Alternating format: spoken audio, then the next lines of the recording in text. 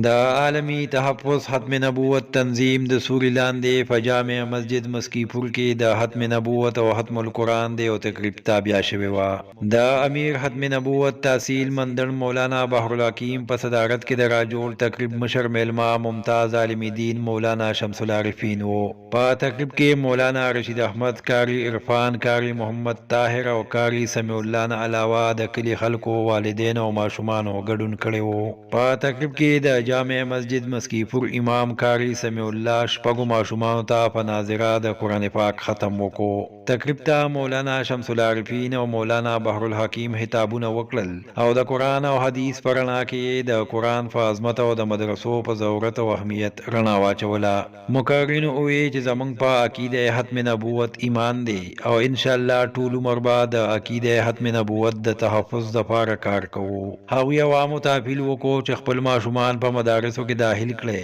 چې د قرآن او حدیث علم زده کړي او دنیا او آخرت یې ښایسته شي. هغوی وویل چې د مدارسو برکت دی چې نن زموږ په علاقه کې په زرګونو عالمان کاریان او حافظان دي او د دینی علومو د لړۍ هم دغسې روانه ده. هغوی خلکو ته اپیل وکړو چې د ختم نبوت او د ختم القرآن په پروګرامونو کې شرکت کوي او د وخت د فتنو نه ځان او خپل ماشومان وساتي. تمام پیغمبرانو خپل صفاتونه پیش کوله پای کې به درود یا پیغمبر دی په هغه پیغمبرانو کې حضرت یعقوب علیه السلام چې کله د ده نمبر راغی نو حدیث مبارک کې راځي چې یعقوب علیه السلام ودرېد نو کله رسول الله صلی الله علیه وسلم ته ګوري او کله خپل زوی یوسف ته ګوري نو کله رسول الله صلی الله علیه وسلم ته ګوري کله خپل زوی یوسف ته ګوري نو پلار ورته آواز وکړ اسحاق علیه السلام یا یعقوب ولې وی والله ما وی چې زما یوسف ښایسته دی قسم په خدای په کائنات کې د رسول الله صلی الله علیه وسلم نه ښایسته په کائنات کې بل څوک نشته. د دې نه لږ مخکې به زه تاسو کوم مقصد دپاره دا حدیث وایم بیا ورته وارث صاحب وایي مزید لاړ شه وی نه مخکې تقریر وکړو د دواړو جهانو سردار مبارک ته فرمایي زما یو تمنا ده امید مې ده چې هغه به ته پوره کوي الله ته ووایه چې په جنت کې ما ستا سره په نږدې پاتې کړي. څوک وایي دا یعقوب علیه السلام د چا پلار د یوسف علیه السلام د چا بچې د اسحاق علیه السلام بچې د چا دوسې د ابراهیم علیه السلام دوسې. رسول الله صلی الله علیه وسلم فرمایي ما جبریل ته وکتل جبریل څه وایي هغه زه راځم واپس لاړم چې واپس راغی وی ما ته یې ویل چې یا یعقوب یا رسول الله یعقوب ستا سره په جنت کې کور نشي راتلی وی ما ورته ویلي وی یعقوب خفه کېږه ما جنت الفردوس کې د رسول الله صلی الله علیه وسلم په ګاونډ کې تمام ټاول وکړ موږ د ټاول وایو ما تمام ټاول وکړ په هغې کې خالي ځای نشته چې زه پکې دا کور جوړ کړم. دا کور د چا دی رسول الله صلی الله علیه وسلم ګاونډ کې به څوک پاتې کېږي جنت الفردوس کې. نو جبریل علیه السلام فرمایل ستا د امت د رسول الله صلی الله علیه وسلم د امت هغه خلق به په جنت الفردوس کې د رسول الله صلی الله علیه وسلم سره په ګاونډ کې چې څوک جوماتونه او مدرسې جوړوي. ای مسکی پروالو جمعه سره تعلق بلالو سره تعلق مدرسو سره تعلق تاسو یقین وکړئ چې دا حدیث ما واورېد زه کله کله تحدیث بالنعمت تاسو ته وایم زه کله کله د شپې راپاڅم په جومات کې جارو لګوم جوړولی خو نه شم دا خو کولی شم په دې راته فخر دی چې زه د طالبانو لیډرونه په خپل لاس پاک کړم والله العظیم په دې راته فخر او چې د جومات کاري بیګانه بله شپه ناجوړه وه او پروت وه او دوی راته ویل جومات ته ګیټ نه و وسپي ورته راغلي ماښام مونځ وکړو نه پرې پرېښودل تفصیلي راووتم هغه مې سامان راواغست او په خپله ورته کېناستم سره د یخنۍ نه او مې دا زما په مخ کې ولګوه چې زه په دې خلکو کې شمار شمه چې د قیامت په ورځ په جنت الفردوس کې د دواړو جهانو سردار مبارک سره زموږ یو ځای کور راشي. مدرسو سره تعلق جوړ کړئ علماء سره تعلق جوړ کړئ مسکیپور والو شاید چې مسکیپور کې مسو خان دی ولا بیاګه دي کنه کوشتا پښتو په چمله کې وخان دي سره خان سمغه خان دې نه جوړې خان دې ته لکېږي سبه ډوډۍ غانې ورکو سبه چایانې ورکو سبه راشنې ورکو اوس خانان کم دي اوس خانان هو د بل وایي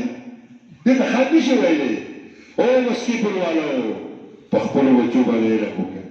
دې پزدو د قیامت په ورځ چې دا بچی جنت ته لاړ شي نو الله رب الجلال باندې تمام بولادو له حافظانو له یو ډیګري ورکړي